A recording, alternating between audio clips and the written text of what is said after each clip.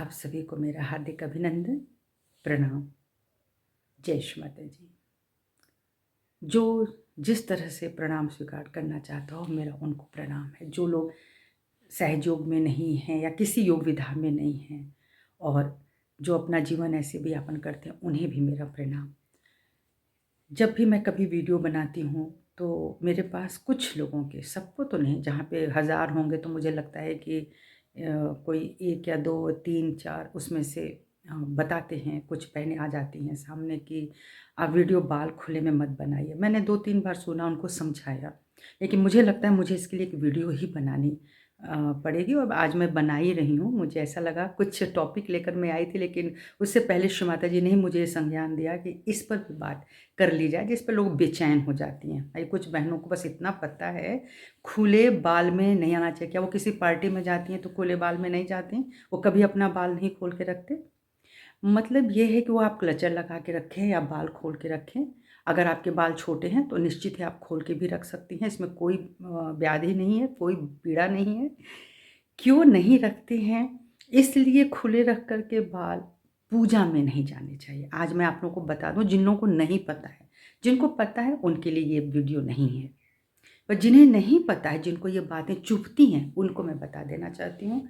खुले बाल का शुरू से भी एक मान्यता रही है कि जब लेडीज़ के बाल बहुत बड़े और लंबे होते हैं, देखिए छोटे बालों को ना कोई नज़र नहीं लगती है। मैं आपको बता दूं, क्लियर कर लीजिए, हमेशा नज़र कहाँ लगती है? जब कोई बहुत सुंदर हो, उज्जवल रंग हो, लंबे खूब बाल हों, वहाँ नज़र लग जाती है। आपका बच्चा बहुत सुंदर हो तो आप ही की नज़र लग जाएगी। बाकी को क्यों नहीं करना चाहिए? आपको पता है, ये मनुष्य की आँख है जो नज़र लगाती है। उसको क्या अच्छा लगता है? जो बहुत उत्तम और बहुत उसमें। तो यहाँ मैं ना किसी रंग को, ना किसी चीज़ को बोलने आई हूँ। मैं ये कहना चाह रही थी कि नज़र से बचने के लिए पहले तो खुले बालों को, बड़े बालों को नहीं रखा जाता है। दूसरा, जब हम लोग कभी बचपन में, मैं ही जब छोटी थी ना, तो मेरे को बहुत ही घने और लंबे बाल थे, बिल्कुल घुटनों तक के, और उसको वो 2 भाग में भी बँटने से नहीं आता था, बँधता नहीं था, वो खुल जाता था।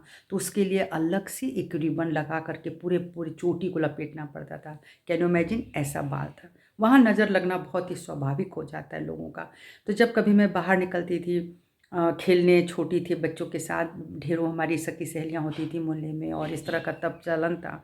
तो वहाँ पे जब खेलते थे तो मुझे मुझे याद है कि मेरे पड़ोस में थी एक दादी जी थीं, वो उन्होंने मुझे बुलाया और मेरे को बोला कि बेटा आप और मैं बहुत छोटी सी थी, बेटा इतने खुले, इतने बड़े बाल में मत निकला करो घर से, तुमको नज़र लग जाएगी। तो मुझे नहीं समझ में आता था, मेरी उम्र ही नहीं थी कि नज़र किसे कहते हैं और क्या लगती है, मुझे नहीं पता था। और ऐसा भी नहीं विधान था हमारे यहाँ कि रोज़ बैठे कोई नज़र उतार रहा, नहीं था। यहाँ पे से ज्ञान कहें, संज्ञान मिले, अज्ञानता रहे।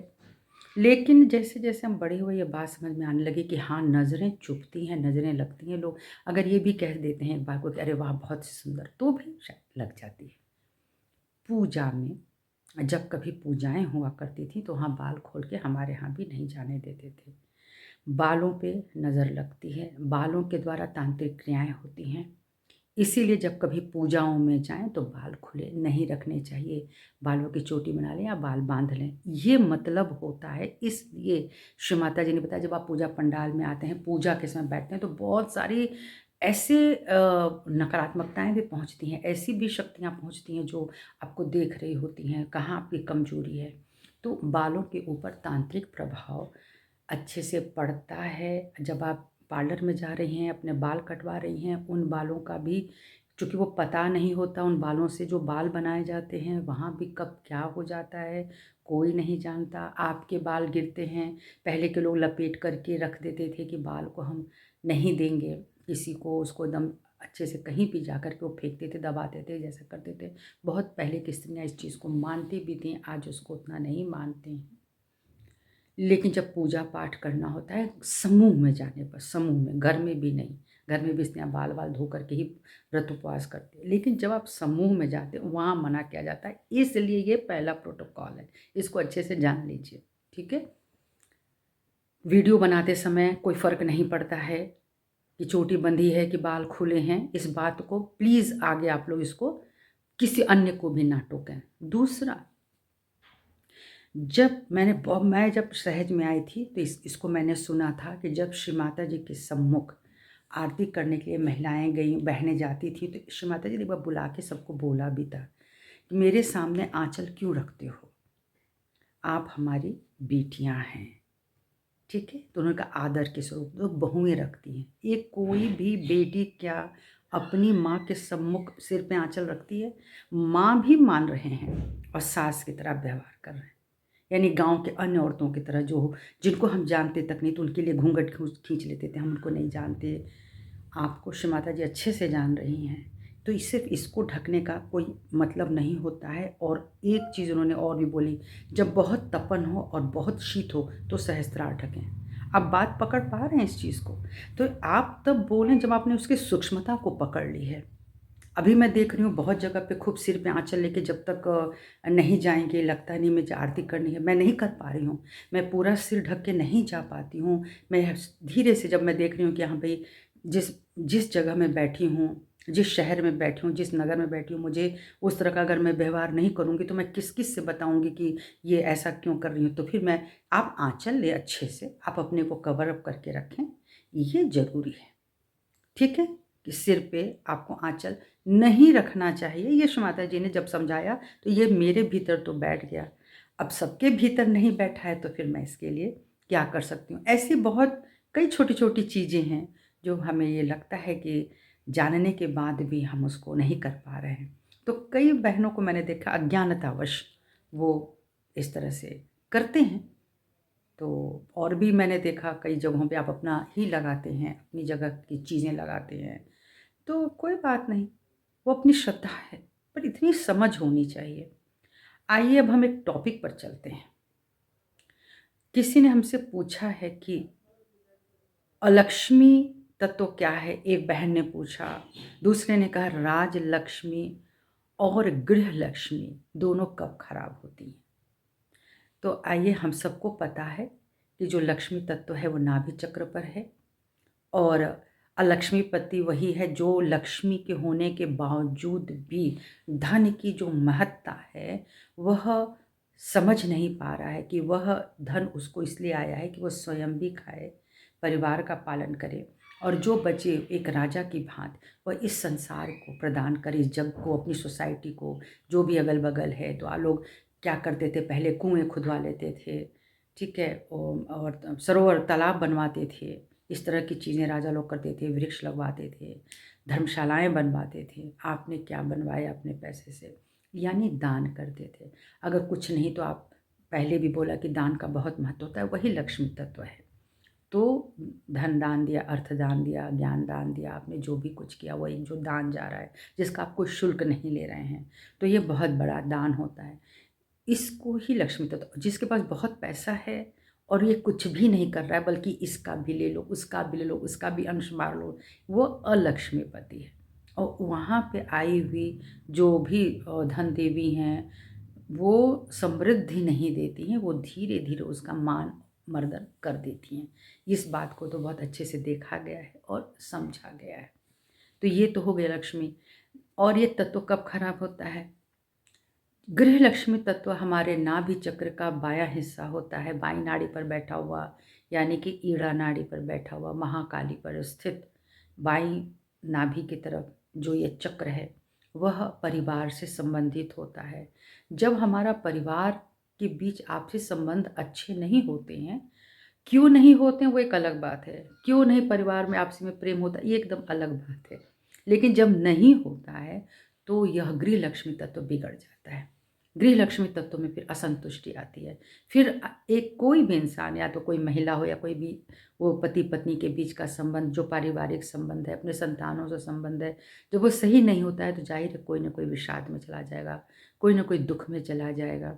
और इस संबंध से ऊपर हम तब आ पाते हैं जब हमारा जागरण हो जाता है और हमारी जागृति बन जाती है, तो हमको समझ में आ जाता है कि ये जो भी चीज़ें आ रही हैं, जो हमें परेशान कर रही हैं, वो हमारे कार्मिक अकाउंट्स हैं। और हमारा एक बंधन है कि पति ने पत्नी को नहीं समझा, पत्नी ने पति को नहीं समझा, इसने इनका मान मर्दन किया, उन्होंने उनको नहीं समझा, आगे चल कर के हमारी संतान हमको नहीं समझ पा रही है। पहले तो अब ये भी समझना पड़ता है क्या हमने क्या दिया। एक तो हम उस चीज़ को ले पा रहे हैं या जी पा रहे हैं जो हम पुराने जन्म से लेकर के चले आ रहे हैं, वही लोग हमारे इर्द-गिर्द आते हैं। दूसरे अन्य कौन आएगा? किसी न किसी का कोई न कोई ऋण होता है तो वो चुकाने के लिए आता है, ठीक है? या तो मुझे चुकाना पड़े या कोई मुझे मेरा ऋण चुकाने के लिए आएगा, उतनी समय के लिए आएगा।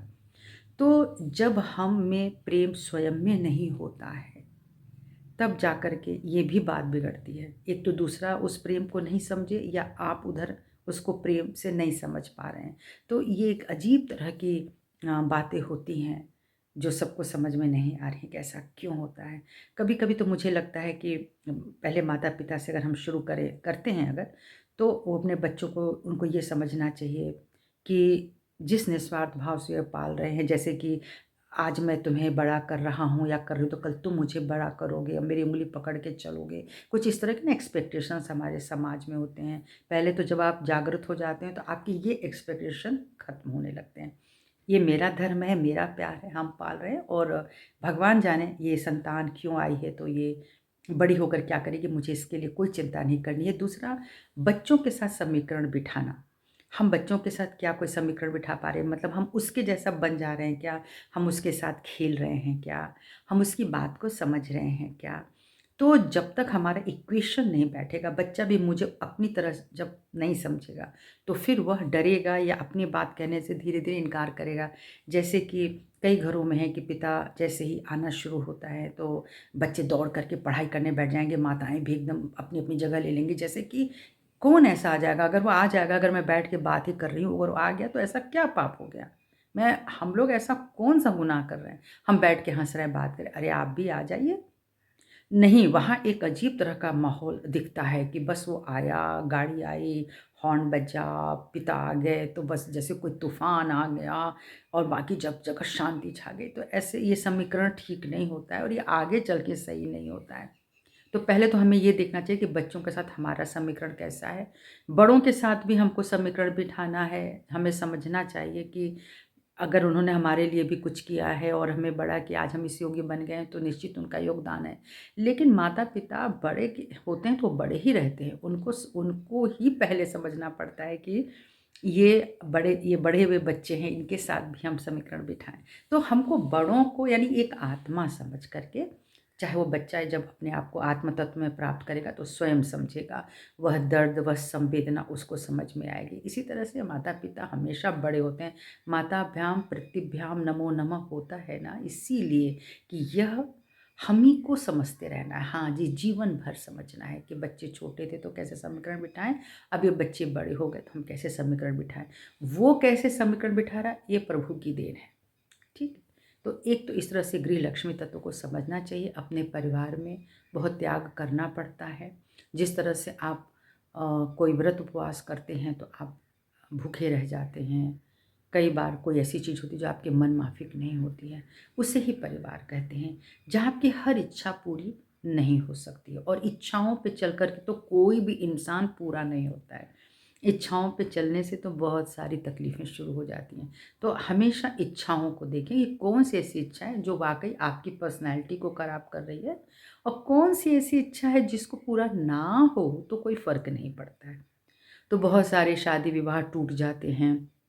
उसने मुझे नहीं समझा तो लेडी बोलेगी हमने तो ये सोच कर के हमने विवाह किया था और ये बहुत सारी चीज़ें। तो इस पर वही लोग चिंतन मनन कर सकते हैं। मुझे तो ऐसा लगता है जो जागृत होते हैं और जिनकी अब कुंडलिनी जागृत हो गई, जो आदि माँ, आदि शक्ति आपके भीतर पूर्ण रूप से उत्थित हो गई अपनी चेतना के साथ, तो वह व्यक्ति तो बहुत सरलता के साथ समझ सकता है कि हमारे उलझनें परिवार में क्यों होती हैं। तो बेशक है आप अपने आप को खींचते चले जाएँ। आपको लड़ना नहीं है, व्यर्थ में आपको बहस करके एनर्जी को ख़राब नहीं करनी है। तो आपको अपने मौन की तरफ ही बढ़ना पड़ेगा और हर पक्ष को मौन ज़रूर ले लेना चाहिए। बहस करने से कभी भी समाधान नहीं होता है। अब दूसरी चीज़ है कि जब गृहलक्ष्मी ज़ाहिर है कि जब सुंदर होती हैं तो आपसी प्रेम मिलता है, संतुष्टि मिलती है और ये लगता है कि हमारा परिवार बहुत अच्छा है और यहाँ हमको जिसको हम कहते हैं एक सुकून का जो स्वर होता है जिस घर में, वह घर बहुत ही पॉजिटिव होता है। कोई आपके घर आएगा ना तो वो बोलेगा मुझे यहाँ पे बड़ा अच्छा लगा, मुझे आपसे मिलके बहुत अच्छा लगा। कई लोग तो यूं ही कहते होंगे, लेकिन कई वाकई में उनको महसूस होता है कि हमारे घर से या उस जगह जब हम गए थे तो मुझे कैसा लगा, आज हम यहाँ आए हैं तो मुझे कैसा लग रहा है। तो वो आपने बना के रखा होगा, आपने अपने घर में ऐसी पॉजिटिविटी बना के रखी है कि जब कोई आता है तो उसको वो एनर्जी महसूस होने लगती है। ठीक है। जैसे हम किसी मंदिर में जाते हैं तो बस ऐसे ही गौच पौच लगा रहता है, गंदगी फैली हुई होती है, कोई बहुत ही शांत सरल लगता है, आप चुपचाप थोड़ी देर वहाँ बैठ के ध्यान कर सकते हैं। तो ये एक ऊर्जा होती है। तो ये जब खराब होती हैं बाइना भी, तो बेचैनी तो होती ही है, पाचन समस्या भी होती है, और जिसको हम बोलते हैं कि बहुत ही वॉमिटिंग का जो सेंसेशन होता है, जब तत्व खराब होता है तो भी होने लगता है, या आप कहीं ऐसी जगह पे गए हैं जहाँ की गृह लक्ष्मी तत्व खराब होता है तो वहाँ भी सेंसेशन सही नहीं आता है। ठीक है। और भाव पक्ष जब बुरा होता है, साथ ही साथ बाएं घुटने का जो दर्द होता है, बाई नाभि का को डिनोट करता है, प्रदर्शित करता है। तो बाई नाभि जब खराब होती है तो मोस्टली बाएं घुटने में दर्द आता है। दाहिनी तरफ में आपकी राजेश्वरी जी हैं, राजलक्ष्मी माता हैं, जो आपको धन संपत्ति समृद्धि प्रदान करती हैं, वह आपके पूर्व कर्म से आता है। कई बार मुझे ऐसा लगता है, मैं छोटे से ही या जब बड़ी होती तो मैं अपनी बात बता सकती हूँ आपसे ना, कि मेरे अंदर ये होता था कि मैंने ऐसा क्या किया जो मुझे इतना बड़ा घर मिला। हमारा घर बहुत बड़ा था, जो तो मुझे ऐसा था कि मैंने ऐसा क्या किया, मैं तो कुछ नहीं किया। और जब गाड़ी भी रही तो फिर मैं ये सोचती थी कि गाड़ी मैंने तो खरीदी नहीं, तो मैंने ऐसा क्या किया कि मेरे नसीब में ये गाड़ी थी, इतना बड़ा घर था हमेशा से, चाहे वो जहाँ मैं जन्म ली वहाँ का या जहाँ मेरा विवाह हुआ, दोनों ही घर बहुत बड़े थे, बंगलोज थे, गाड़ियाँ थीं। तो मैं कभी-कभी ना यूँ ही सोचा करती थी कि ये तो परमात्मा ने दिया है, मैंने क्या किया? यानी मेरा कोई पुरुषार्थ ही नहीं है। तो यह पिछले जन्म से मुझे मिला, यह मेरी राजराजेश्वरी माँ की कृपा थी। ठीक है। जिस तरह से कि एक छोटा बच्चा आता है इस दुनिया में, थोड़ी दिनों के बाद उसके पेरेंट्स को लगने लगता है कि तो बहुत ही अच्छा गाता है, या ये बहुत अच्छा बजाता है, या ये बहुत ज्ञानी है, तो उतनी ही उम्र में माता पिता को समझ में आ जाता है, जिसको कहते हैं पूत के पाँव पालने में। तो हर बच्चे के बारे में माता पिता को समझ होती है कि ये आगे चल कर के क्या होने वाला है। इसी तरह से आध्यात्मिक बच्चे भी समझ में आ जाते हैं कि वो आगे चल के आध्यात्मिक बनेंगे, या सिर्फ वो रुपए पैसे के ही पीछे भागते रह जाएंगे उनका व्यवहार।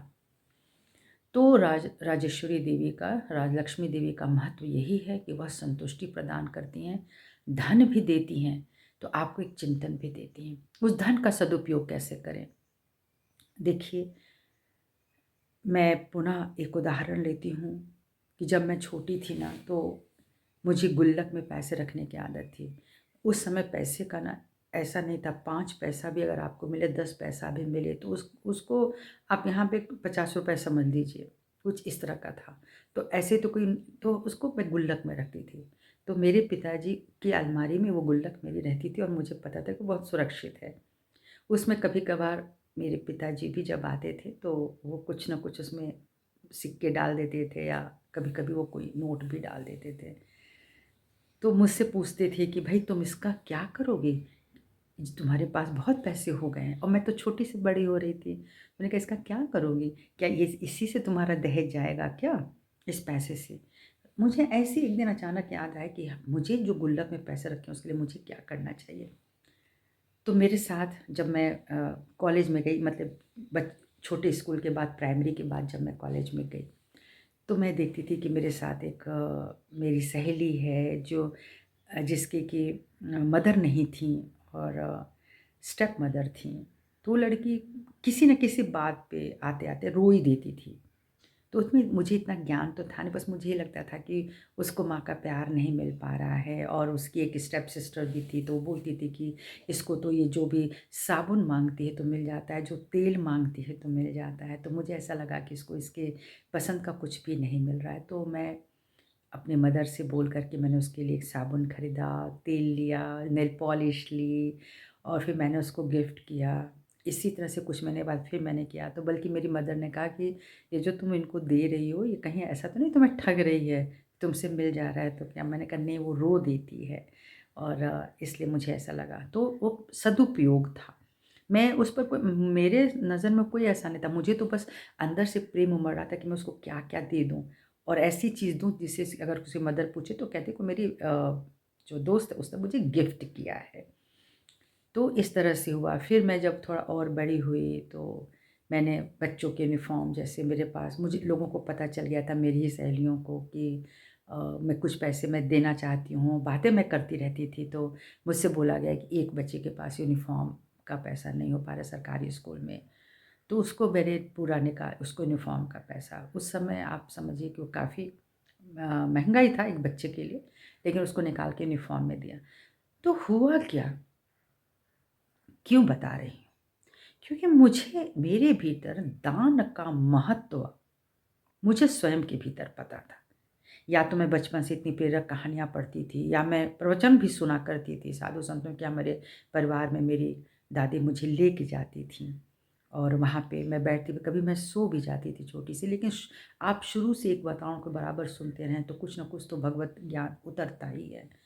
तो मुझे दान का महत्व समझ में आ गया था कि इस तरह से दान करते रहना चाहिए, और मेरी मदर भी बहुत दान करती थी। बहुत तरीकों से वो लोगों की सहायता करती थी, वह मैं देखा करती थी।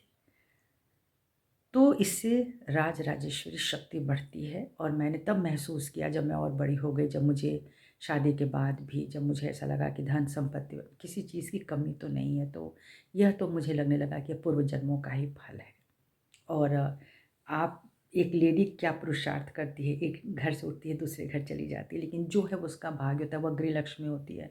तो गृह लक्ष्मी कहाँ जा रही है, उसको कौन सा तत्व प्रदान हो रहा है, तो ये राजलक्ष्मी तत्व है।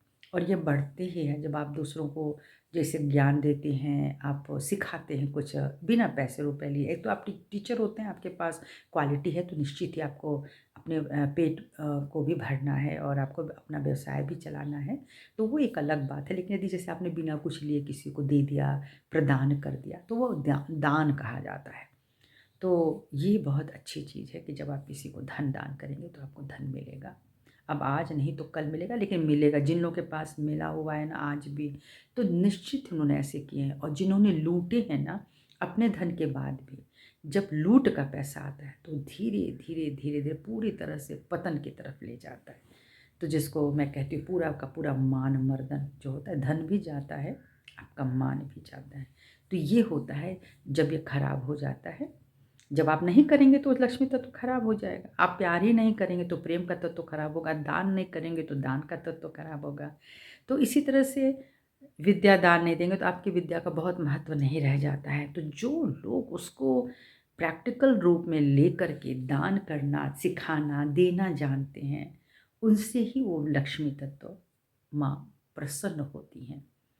तो खराब होने के बाद ये मुझे पता चला सहयोग में ही आकर के कि जो सूर्य नाड़ी पर बैठी हुई हमारी माँ है, माता सरस्वती, महासरस्वती, ये उनकी ही नाभि चक्र पे जो कृपा बनती है, स्वादिष्ठान से उठ कर के जब नाभि पर ये चीज़ आती है और वहाँ पे गड़बड़ी होती है, संतुष्टि नहीं होती, तो उससे हमारा दाहिना घुटना खराब होता है। तो दाएँ तत्व के खराब होने से दाहिना घुटना, और बाएँ लक्ष्मी तत्व के खराब होने से बायाँ घुटना तकलीफ़ में चला जाता है। और जो जॉइंट पेन होते हैं मोस्टली जिसको कहते हैं, वो भी लक तत्व से ही खराब होता है। तो ये है हमारा अलक्ष्मी, गृहलक्ष्मी और राजलक्ष्मी तत्व। तो मुझे विश्वास है कि मेरी बहन को समझ में आ गया होगा, और भी बहन ने जो ये प्रश्न पूछा था वह समझ में आ गया। और मध्य में जो आप श्री महालक्ष्मी जो सुषुम्ना नाड़ी पर है, महालक्ष्मी तत्व, वह पूर्ण संतुष्टि की देवी हैं, जो हमें एकदम वर्तमान में रखती हैं, संतुष्ट रखती हैं, जो इस ज्ञान में रखती हैं कि अब मैं पार हूँ, और एक पार व्यक्ति की क्या इच्छा होती है, वो कितना चाहता है, किसके लिए चाहता है, क्यों चाहता है, उसके पास हर प्रश्न का एक जवाब होना चाहिए, जो नाभि चक्र में जिसे कहते हैं कि वो समाधान बन जाता है, तो जब हम उस समाधान पे आ जाते हैं तो हमारा लक्ष्मी तत्व प्रसन्न होता है। प्रणाम। जय श्री